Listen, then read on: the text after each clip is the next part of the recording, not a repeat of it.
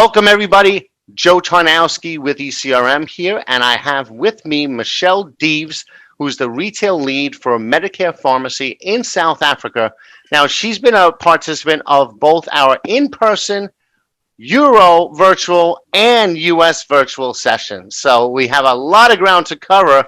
But before we get started, Michele, thank you for joining us. And can you give us an overview of Medicare Pharmacy for any suppliers out there that are not familiar with the company, as well as what your role is in there?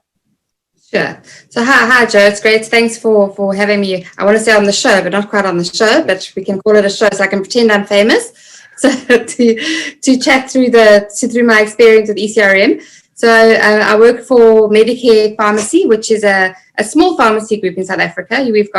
We've actually only got two real big pharmacy groups in South Africa, but we're one of the smaller ones. And our payoff line is that we're a community pharmacy at scale. So we're not one of these big guys that's sort of just put your money in their bank. We're a business that we personalize, and service is one of our strong points. And we still have that old fashioned when you go into your pharmacy and the pharmacist knows your name. So we're very much a community pharmacy business. And I head up front shop retail. So I'm the retail leader for front shop retail. And I also, which is not on which you haven't spoken through, but I also head up marketing. So I'm the head of retail as well as marketing.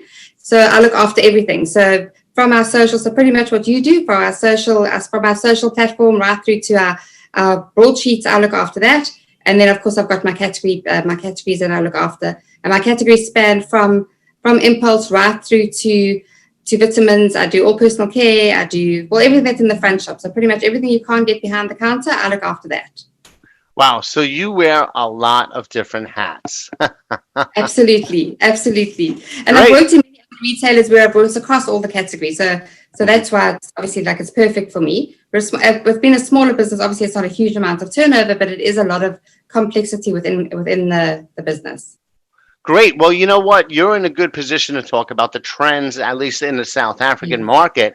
And and just to let everybody know, even though they're called our Euro sessions, we do have participants from South Africa and some other countries as well. They're primarily European retailers, but it's not completely exclusive. So Michele is an example of one of them. So, can you tell me, walk us through over the past several months, there's been a lot of changes in the way consumers shop. What are you seeing in your market in how they're shopping in general, and maybe drill down to some specific categories? Because I know they're focusing on more than others. So if you could just take us through the timeline of once it happened, then towards the middle it kind of eased up, now it's spiking again. What's been the consumer behavior during that time in your markets? Sure, Joe. I mean, South Africa sort of was a bit of a late start to the COVID. So it started in Europe, as you know, in China actually. But I mean, in Europe sort of hit the spike, and we only got sort of into probably end of March, beginning of April. And what we did see in our as a pharmacy business, we obviously our sales spiked and went straight through the roof in terms of immunity and hand sanitizer. I mean, you can imagine. I mean, I'm sure you've heard this from some of the other guys, that the hand sanitizer, there wasn't any demand. I mean, there was no demand before, and then there was huge demand. So prices spiked. Customers panic bought. I mean, the whole world talks about that. Everyone panic bought. We actually didn't have a toilet paper panic buy, which is like the rest of the world, which was quite interesting. And even our grocers, it was so because we started a little bit later than the rest of the world. We were quite prepared for it. So people were almost not as panicked as what they were all over the world. But it was quite interesting to see so March was our biggest trading month that we've had in the year, where we traded over 100% up on the previous year, and then particularly around sanitizers, masks, and then also in vitamins. I mean, vitamin C was the first one that would just spike through the roof. But then as the time's gone by, people have obviously learned more about the disease, and they've moved more into the vitamin Ds and the zinc. And every time there's something that's published, then there'd obviously be spike in those areas. And then we did see a fall off of our sales around our personal care So soap obviously shot through the roof. I mean, within wash your hands, wash your hands. So soap shot through the roof. But then things like lotions or face creams, beauty. Actually, in South Africa, we actually had to. We were restricted. We weren't allowed to sell beauty products in our first couple of weeks of lockdown. It was our big lockdown was only essential. So we took it a little bit further, as we like to do everything in South Africa, a little bit more extra than the rest of the world. But so you weren't allowed to buy any beauty products. So only essentials. You're only allowed to buy. You weren't allowed, as a customer, you weren't allowed to buy like lipstick or, not that it mattered because you're wearing masks and stuff anyway, but exactly, that's interesting. Haven't heard of that before. Yes. Like people may not have shopped for it as much, but not like a restriction on buying. And what was the reasoning behind that? It was more around, we didn't turn up, especially around beauty. I mean, people, you sort of browse in a store. So it was like, you just need to get into the store. So even fashion. So stores were only allowed to sell the like true essential items. So like you weren't allowed to go buy a winter wardrobe, or you weren't allowed to buy your winter cosmetics, because it was people then browse and they like hover around. That's what you want people to do. As a traditional retailer, you want someone to be browsing and hovering around so the basket size is increased. So our stores were not. No retailer in South Africa was allowed to sell anything other than essential goods. But within pharmacy, beauty is such a big part of our business. So we lost went from like a really good number to zero sales for the first 6 weeks. And then as we moved out of those like real restrictions, because the hair salons and like beauty services were still closed, we saw a spike that people started trading into, started buying like hair dye to do at home. So your own manicure, pedicure, home manicure, pedicure kits. So then people moved into that space because people were still working from home. So they had more time on their hands. And then none of the salons were open. So beginning of lockdown, just like we had like huge sales in like health and wellness. Obviously all the COVID lines, we call them our COVID lines. It's this new category that we've got in our business called COVID, which is grown. It's become, I think 15% of our sales. So 15% contribution of our sales within like the 6-month period, that's what this has grown into. So you have a line that's called COVID. We've got a department that we've called COVID. Gotcha. Okay. Yeah. All right. And then so within there, it's all the essentials, anything that's kind of related to what's happening. Yes. Yeah.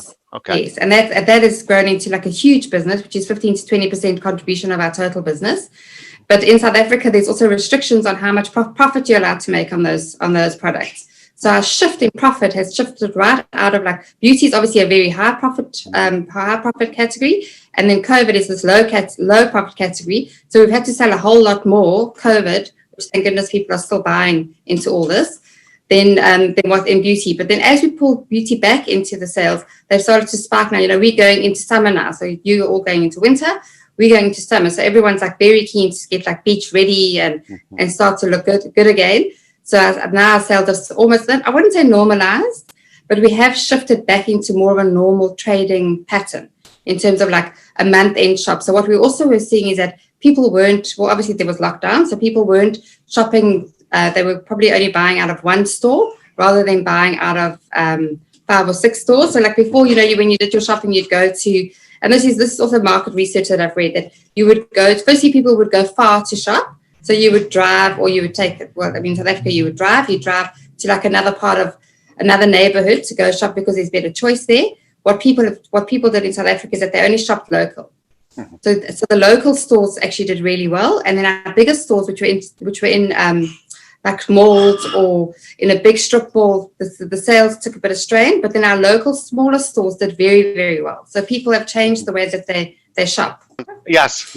They're trying to get more in one spot. And exactly. I'm very intrigued by that COVID department because one, it makes so much sense because, in theory, you want people to get in and get out. You want them to come and not browse. You want them to find everything that they need in one area. So is it all merchandised together, all of that? It is. Okay, that's very smart. So we put it all together. So we put a gondola end in. So and then it's also like as soon as you walk into our stores, it's like at the front door. So you walk into the front door and there'll be like a gondola end with all your essentials that you need for COVID. And then of course, we've also got a COVID department within that. I mean, we've had to relay all our stores. It's been the busiest I've ever been in my whole career working through this COVID. I mean, retail has actually been busier. Well, pharmacy retail especially. It's been very, very busy. but we've had to relay our stores because people's needs have changed. They really, Yeah. so like baby and COVID were the two departments that just shot the lights out. And having the restrictions in the other areas is, I think that was a really good idea too, because this way you don't have like these non-essential products that were in, like here. If you're a non-essential product and you're not in the aisle that people are going to be looking for, you're Yes. just passed over, but you're going to try and do other things to get those sales. This way, you're just Yes. managing expectations. It's like, look, don't even bother trying to, put something at the display, a shipper display or whatever. It's just going to be a pause for now while we really, I mean, that's Yes. truly customer centric merchandising, what you Absolutely. did. Yeah. Yes. Mhm. And because we're a bit of a smaller business, it was easier. So I mean, you've got like sort of a CVS that's got 15,000 stores. I think that's how many they've got about. But I mean, you can't like to roll out 15,000 stores to change your whole flow and your floor plans and your quickly like that. You can't. So in a little business like this, you can actually do stuff quite quickly and then see the results. Yes, yes. And what about now? Do you sell any general merchandise products and like toys or puzzles or things like that? Yeah. And how did they We do? do. So actually, we weren't allowed to sell toys either. It was also a non-essential. So you weren't allowed to sell. So actually, at the beginning of lockdown, you weren't allowed to sell toys. So obviously, there were no sales. But the minute that there was, so our lockdown, I don't know how your lockdown worked in the States, but ours was broken up into different levels. I think we've all got that. I think we've all got the different levels of the lockdown. So like in level 1, like it was only, you were basically just allowed to buy soap and shampoo. But then as it moved, obviously then you're allowed to buy more and more. But I think when we moved to about level 3, people were still at home. They were still working from home. And then we were allowed to sell toys. So what we did see is that we don't have that many toys within our store, but I do know that from the bigger grocery stores, like board games, the sales shot through the roof, and puzzles. So anything to keep your children entertained at home did really, really well. Yeah, because at that point, for any family with kids, toys are essential. Yes. Even if they're not categorized as such. Exactly. I'm so grateful my children are grown up. And I don't have any myself, so I have peace and quiet over here. Exactly. The thought of having to entertain children, and I think the schools in the States have still not gone back, have they? No. In New York, no, we're still not. In some, yes, it's scattered. Each state is a little different. So each state pretty much is like a different country, like in Europe, it's got its own legislations as far as school and stuff. So some started, some haven't started yet. Some have started and closed after spikes. So it's just a whole patchwork of operations as far as that goes. It's a mess. Yeah, so exactly. We've seen so we also had a little bit of that way. So what happened is that Cape Town actually spiked first, and then we started to drop off, and then the countries, the provinces inland, then they started to spike. So then they opened the schools, and the same thing happened. Opened schools and then closed schools. So as they opened schools, obviously we saw a huge spike in our sales around COVID again. Around our COVID products, because obviously the children, there's all this legislation that children have to take masks, sanitizer, etc., etc. Then they closed the schools again because we saw a big spike in Johannesburg. Then when they opened again, we saw a big spike again. So it's been a little bit erratic. So buying has not been the easiest because you go buy a whole lot of products and then the demand slows down. So your planning is all over the place now because you don't know what you're planning for. Because we don't know what's going to happen. Yes. So now we've got quite a nice defined range. In the beginning, we just bought anything and everything we could find just to get products into stores. So it was just like, as long as we've got sanitizer in every single store. And because we're community-based pharmacies, we also still have the ability to buy in. So we've got a central buying group, but then stores that will still have the ability to buy for themselves as well. So stores were just buying in. We just kept saying, just as long as you've got sanitizer on the shelf, as long as you've got masks, just buy whatever you want. Of course, what happened there is that we've just got like this array of all different products, different brands, different price points. So like over the last 6 weeks, as it's like sort of settled a little bit, we've now got a defined range for COVID. And stores have, I think there's about 100 products within that range that we keep now and within the bright price. And there's a good, better, best strategy.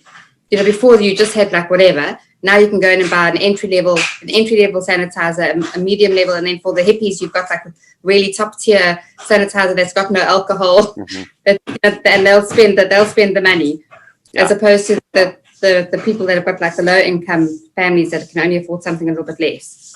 Now, have you seen during this, um, during the whole duration of this year, from March on, obviously a lot of retailers had trouble keeping items in stock, and Yes, maybe, like you said, you're just taking on all these new brands, but it's also yes, provides an opportunity for these emerging brands because it's like a forced yes, trial for the consumers.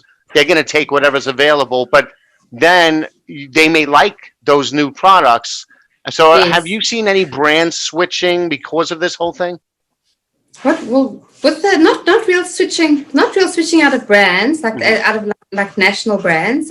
But what we have seen is obviously because you couldn't import product for a couple of months, Hmm. that there was more of a support to local. So we have seen that consumers have like in their minds they're wanting to support local. So because people were out of work, I mean all over the world we know what's happened to unemployment, and so people are wanting to support local a little bit. So we've seen like in masks, for instance, on the fabric mask, it's legislation. I don't think it's legislation in America to wear a No, mask. I don't know because I know that Mr. Trump isn't so keen on the mask. nope. But in South Africa, you have to. It is legislation. You have to wear a mask. Yeah. Well, So I we mean, did let's see find, what happens now that he has COVID. We'll see what happens if exactly. it changes his mind. But Oh, I don't you know. know, yeah, Let's we'll see. see. Yeah, it's an interesting We'll time see with here. the elections in 3 weeks' time. Yes. We'll see what So happens. There. it's Yes. interesting times here these days. I'm Um, sure. I'm sure. yeah. So we did see that people moved to local. So we supported local. So Hmm. as a business, we supported local businesses that were making the fabric masks. So if there was like someone down the road who was Hmm. selling masks, then we would buy from them to try and help them where there's been the huge unemployment. So customers have always also wanted to actually buy local. It's been quite interesting as people have shifted into that support local, Hmm. especially around the COVID products. Yes. No, I mean, that's great. sanitize, where are you buying it from? But like the masks and the product that are more that people are wanting to support, and then also the masks have become a bit of a fashion statement as well. I'm sure it's the same in the States. Yep. That so everyone's got 50 masks. We've all got lots of masks, and we keep Hmm. buying masks. Like we can't get enough of them. So we've all got a different mask that we wear with a different outfit, which is quite interesting. And customers have also done that. So they moved from just like having like they just wanted a surgical mask Hmm. to moving into more of like a fashion accessory, Yes. which is actually, I mean, it's actually like a scarf or a jacket or whatever. I So have a that's been quite, combination of both, shields, face shields, and masks. But I yes, always wear black T-shirts, so it's really easy for me to match. you can wear whatever you want. So now, how has this impacted the way you buy or the way you search for products? Obviously, virtual is a bigger part of our day to Yes. day, but also so how are you handling that part of the business? So obviously with the virtual, it's been great. So we've met lots of people. So we've actually found some really very cool people that might not have actually been able to afford to go to an in-person Hmm. show. I mean, I'm sure it's cheaper for them to do the virtual than what it is to do the in-person show. But we've Hmm. seen some really cool people. And now that we've opened up the borders have opened up, we are able to bring some products in. Hmm. So we can still do that. But obviously we've had to also resort to doing more local sourcing. Yeah. So we've got some suppliers that we've worked with locally that we've brought in some. Well, we've now done. Well, Christmas is around the corner, believe it or not. As you Hmm. know, I mean, we're Yeah. 8 weeks away from Christmas, pretty much. Christmas trade. I mean, it's scary. I feel like I'm still in March. So we've had to actually we've actually had to do most of our Christmas buy through local suppliers, Hmm. which is not actually great for us in South Africa because there's not much choice then. Yeah. So we haven't been able to do our Christmas. Traditionally, you would have done a Christmas buy in May. You would have done a trip, and you would have done a Christmas buy in May, either out of an ECRM or you would have done it out of a trip to China or whatever to buy your Christmas. But now this year we've had to do local sourcing, Hmm. which has been fine, but it's not. There's nothing fantastic in that in terms of like innovation. Hmm. So we've had to do that.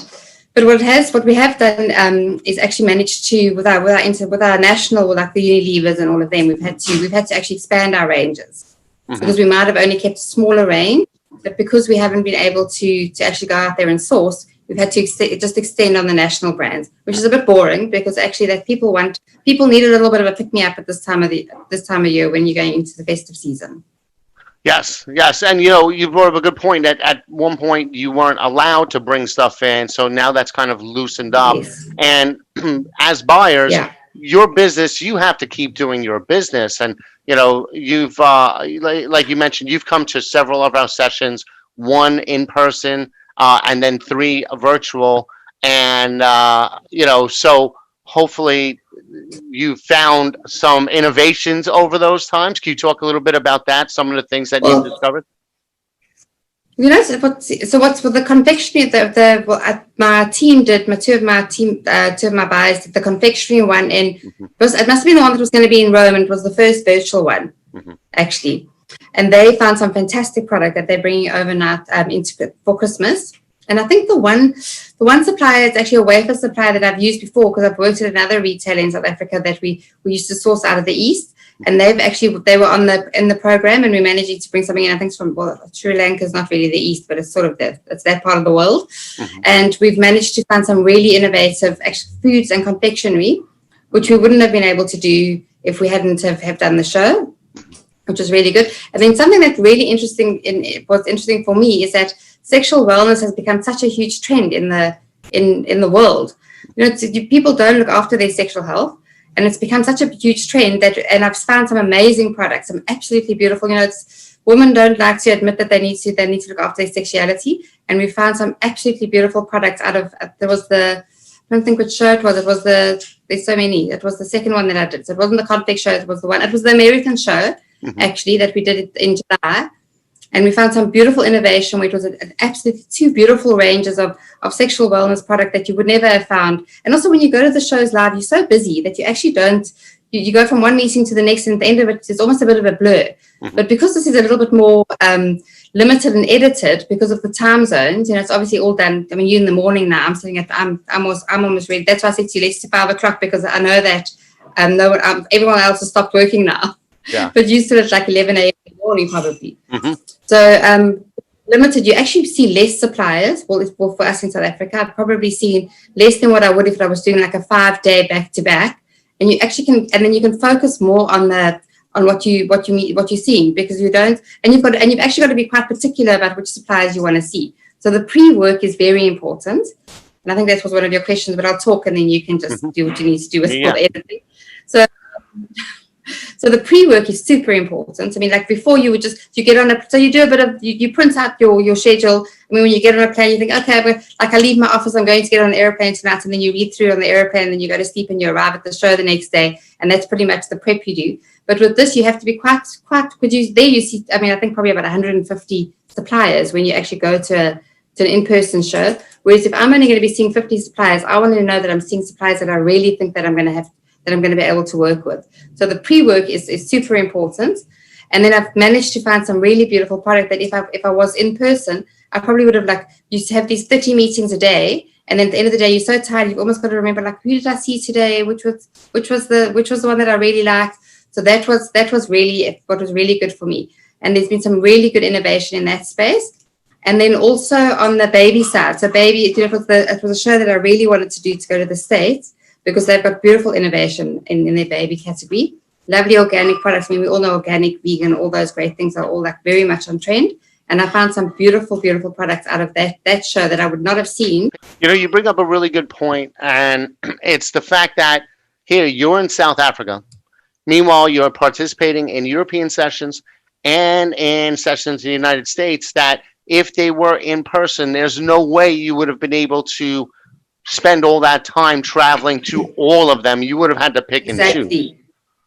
So it definitely helps cross the borders. So what is it like as far as a time efficiency for you? Because it's a shorter window. You're doing 5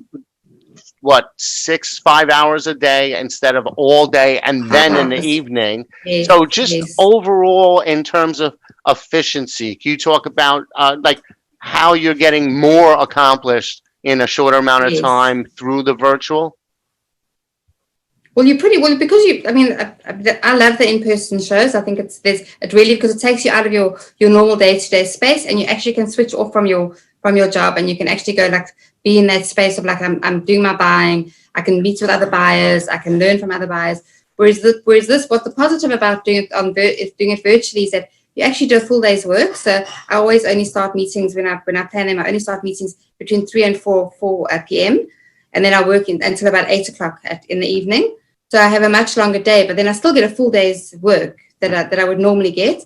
So that's my time efficiency is that I'm not actually getting. There's no time away from my desk because I'm still doing my full day's work. And then the only thing is that after a week I'm finished. Like after a week of like doing like from 7 a.m. to 9 p.m.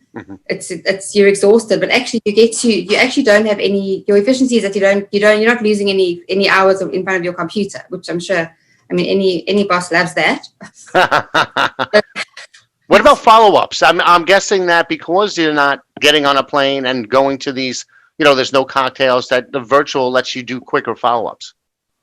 Yeah, so I mean, well, what's quite nice is that the follow-ups they come quicker. I mean, they'd say, okay, well, we're going to. I mean, I don't know. Obviously, there's a whole background piece of work that happens with the suppliers, and there's probably rules that they have to do the follow-up within a week, and there must be all these rules that the ECRM has got. But within the next week, everyone follows up, and then you can almost weed out quite quickly who you're going to work with and who you're not going to work with, because there's not like that. Because if you've been away from your desk for, let's say, so like as you say, we'll use it to go do a trend trip. We'll just pop into like if we go to the States, you'll pop into New York for a few days. So then you're actually away from your desk for about 10 days, and then you're coming back to a desk where you've got 500 emails that you haven't really spent time on in the last 10 days. Then all the follow-ups start coming. So then you put them into a folder and you think, okay, well, let me just catch up on my real job. And then I'll go back to that a little bit. I'll go back to that next week. And then by the time you think, okay, well, I'm going to go back to that, then the second follow-up comes, which is then it's like, oh, now you've got to spend some time there. So it's far more efficient because you don't lose your day job time. And then you also don't. And then the follow-ups come within the week, and you can quite quickly work out who you want to work with and who you don't want to work with. That's great. So I'm sure they love it too. The suppliers love that too. I'm sure they do. So now you mentioned also that another benefit is in being able to learn the trends that are happening in the U.S. Like when you go to and these other countries very efficiently. Yes. What kind of so talk about how you use these to learn trends as well. So I mean, if I did a traditional trip, then I would go do my own store visits, and I'd try and understand, and I would build my own idea of what the trends are. But because we don't have that, what I have found that, and I mean, I don't know if I don't know what the suppliers are feeling, but what I have found is that I can obviously tap into their knowledge. So when I meet with them, then I'll ask them to give me a little bit of a market overview, what's happening, what are the trends, just to understand where they sit within the market. And you wouldn't normally ask those questions really if you were there in person, because you'd make those assumptions yourself. So you would do all the store visits and the buying trip yourself, whereas now you don't have that. So what I've done with a lot of the suppliers that I've said to them, tell me a little bit more about where you are in the market and how does your brand perform in your market, in other markets. So you wouldn't normally ask those questions because you'd just be looking at products actually. Whereas this has forced us actually to understand, because I can look at a product and I can say, well, where do you price tier yourself? And I can understand where they sit, because I've seen their products in the store down the road when I've done a store visit the night before. Whereas now I don't have that. So I see a beautiful product in front of me and I don't know where does it sit, what's the trend, are you in line with the trend, are you like a niche product? So that's been very good for me, that it's forced me actually to ask different questions to the suppliers. And to that point, when just advice for suppliers who are going to meet with you, what should they have ready? What do you want to know from each meeting with the supplier? I think that particularly is something that is very, very helpful, is to actually bring market information. So some of them do it. Some guys do it really well, and they'll bring the market information with. And then some of the other guys don't, because they're obviously not used to having been asked these kinds of questions. So the guys that have been like our bigger suppliers, who've been doing this for a lot longer, will have all that information. Even if they don't have it on their presentation deck for us, they'll be able to pull something up because it's part of how they operate. But I think it's important that if we're not going to be traveling for at least another year, let's say, or 18, was probably about 9 months, then important that the suppliers do have that kind of information for us to just understand, like, where do they sit in the market? What market share do they have?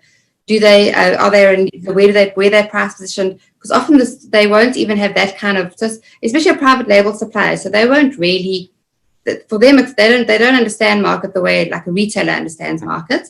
So they will bring, like, this is my range, this is my price, these are the bottles, as an example, or this is the product that can sell the confectionery or the whatever, but they won't tell you where they sit in the market. And I find that if it's in a country that English isn't their first language, that when you're asking the questions, they actually don't really understand what you're asking.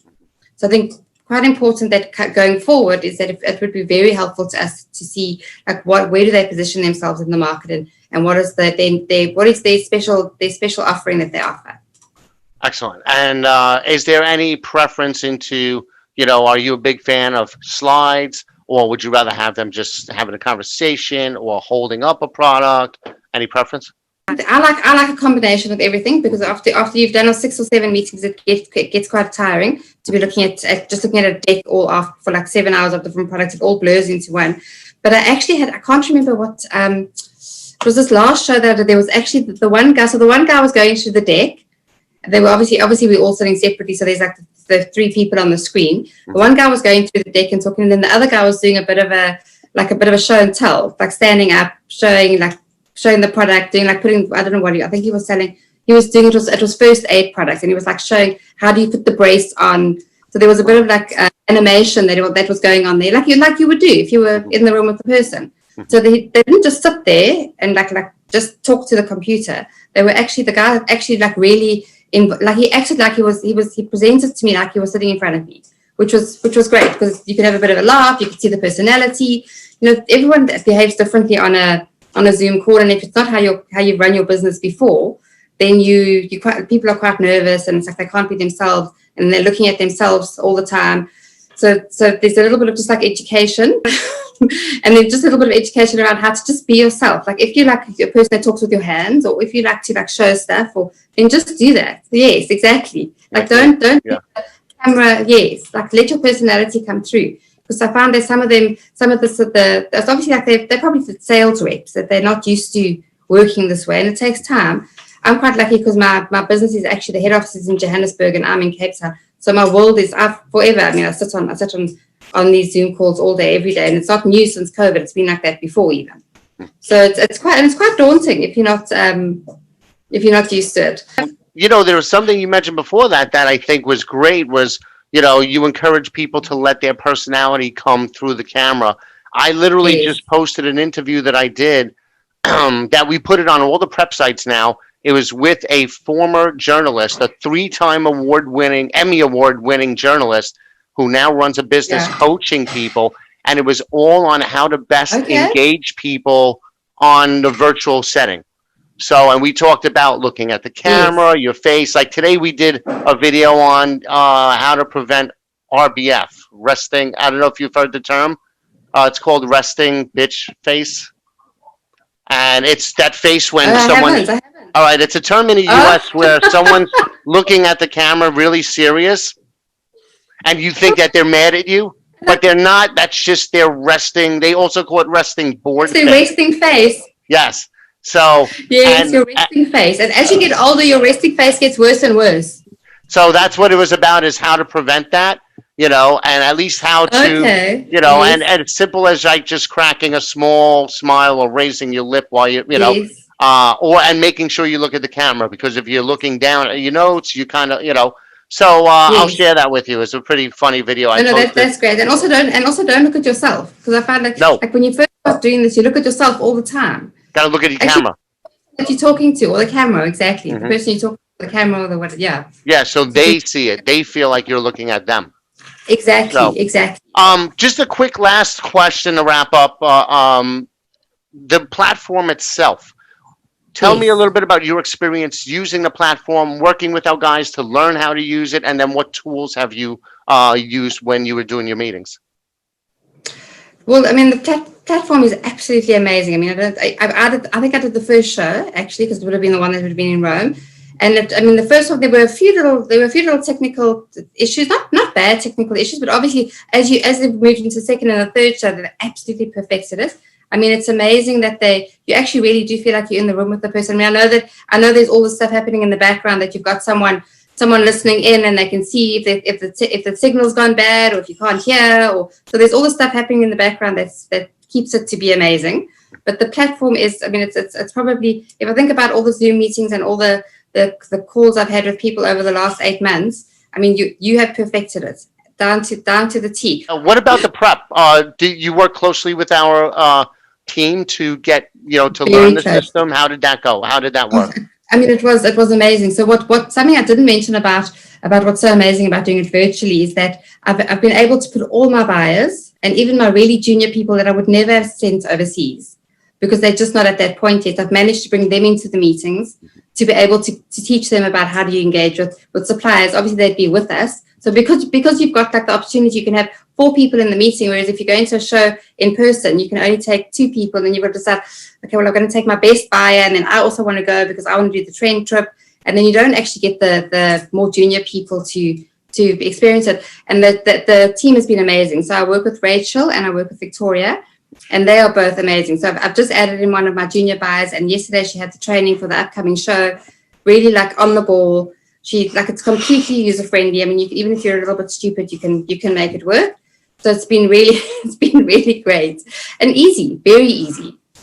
I like that. We could use that in our marketing. Even if you're stupid, it'll you can do it. So yes. Yeah, even if you're not so bright. Yes, there you go. So final question. You mentioned you've been using virtual for even before the pandemic. So yes. Talk about where do you see virtual in the future as far as once COVID is done, where's it going to be? Yeah, I mean, I love the fact that I can have face-to-face meetings with people that if it's someone sitting in Johannesburg or in another country. I mean, I think it's definitely the new normal. We're going to be able to have these virtual meetings it's going to become part of the new normal. And I really believe that people are going to work a lot more remotely, which is like really just changes everyone's life. I think we can probably go on a holiday or go away or take an extra day without even realizing that instead of your day's travel, you could get an extra day's holiday or whatever. But I think I definitely think it's a way of the future. But I don't think this is how we should live our lives. I think there must be a bit of a combination of both. I think what's great is that if you are, I mean, I know it's a little bit difficult to do both in person and virtual, but it could be great to be able to do a bit of a combination of both. So that if you wanted to go to one show, but there's only 3 or 4 suppliers you really want to see, then you don't have to go get on an airplane and go. You could just see one or 2 or 3 suppliers that you want to see. But I think it's definitely the way that we're going to move forward. But I would never say, I don't believe that we should say, okay, let's move ECRM to a virtual trade platform, because I think that you lose that there's that thing you get from the person. Even though I can see you and you can see me, there's the energy is not there. Yeah. It's like when you're in person, we know when we've seen each other on trips, and you can have a bit of a chat and then you bump into each other, and there's a different energy that you get from in person. But I definitely think this is the way of the future. And what's amazing for me is that even though I actually used to commute up to Joburg, so I go every second week to Johannesburg. It's amazing. I haven't had to go to Johannesburg for 8 months. It's fantastic. Yeah. Yep. I hear you. Well, you know what? You're in luck, because even when the pandemic is over, we're still going to have a combination. We're going to have virtual, we're going to have in person, and I think there may even be a blend for those situations. Yes. Like if you only have 4 suppliers that are relevant, you can meet with them virtually during the in-person session. So I think there's going to be a mix. I think there is going to be a mix. We're just figuring out. That would be fantastic. Yeah, and the buyers, like you, are going to be the ones that determine what that mix is, because we're going to use feedback from everybody. So, so Michele, thank you so much. This has been great. I think I want to have a follow-up conversation with you down the road about marketing and social media, since you handle that as well. Good. So we'll tap into that another time. But really, thank you so much. It's been great working with you, and I'm glad that you're getting a lot out of these. And stay safe down there. Thank you. And I've been doing ECRM for about 15 years. When did you launch ECRM? I remember I went to my very first ECRM in Athens. It must have been 12 or 13 years ago. Probably about 12 or 13 years, because that's when we started the European Beauty Well, there you go. Yeah. So exactly. Wow. So yeah, you're a veteran. Well, exactly. So I've got just keep coming back. You got a bunch of badges, right? No, absolutely, absolutely. Yeah. And then it's quite interesting because you see the same people over and over, and then you think, oh, you look how they're aging. You think, oh, am I aging that way too? Oh, I don't want to look at my older photos. Older. Well, you know what? You'll have to get me a picture of you with those badges too. I will, absolutely. So, all right. Well, thank you again, and Thanks, again, stay safe and enjoy your summer. You too. Yes, I can't wait. Today, it's been a beautiful week, actually. Excellent. So you take Thanks care. so much. All right. You too.